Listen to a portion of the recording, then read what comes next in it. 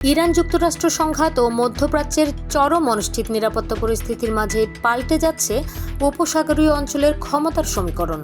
Saudi আরবের পর এবার পাকিস্তানের সঙ্গে ৫ বছর মেয়াদী গুরুত্বপূর্ণ প্রতিরক্ষা সহযোগিতা চুক্তি অনুমোদন করেছে আরেক উপসাগরীয় দেশ কুয়েত। আইনি দিক থেকে এটি সামরিক জোট না হলেও সাম্প্রতিক ড্রোন ও ক্ষেপণাস্ত্র হামলার মুখে যুক্তরাষ্ট্রের উপর একক নির্ভরতা কমিয়ে ইসলামাবাদকে পাশে পেতে চাইছে উপসাগরীয় দেশগুলো।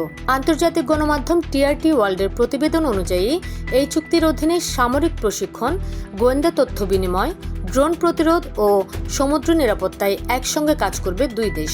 কুয়েত বিশ্ববিদ্যালয়ের অধ্যাপক নোরা সোয়াইবের মতে, পাকিস্তানের প্রশিক্ষিত ও বিশাল সশস্ত্র বাহিনী, আধুনিক যুদ্ধবিমান তৈরির সক্ষমতা এবং সমুদ্র নিরাপত্তায় বহুজাতিক টাস্ক ফোর্স ১৫০-এর সফল নেতৃত্ব দেশটিকে মধ্যপ্রাচ্যে এক বিশ্বস্ত সামরিক বিকল্প হিসেবে তুলে ধরেছে। সৌদি আরবের সাথে পাকিস্তানের ২০২৫ সালের ঐতিহাসিক পারস্পরিক প্রতিরক্ষা চুক্তি ইতিমধ্যেই এক দেশের উপর হামলাকে উভয় দেশের উপর হামলা হিসেবে স্বীকৃতি দিয়েছে।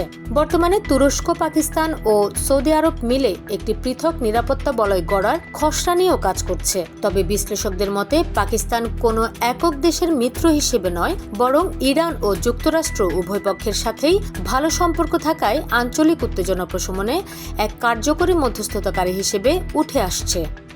আন্তর্জাতিক ডেস্ক, খোলা কাগজ, ঢাকা।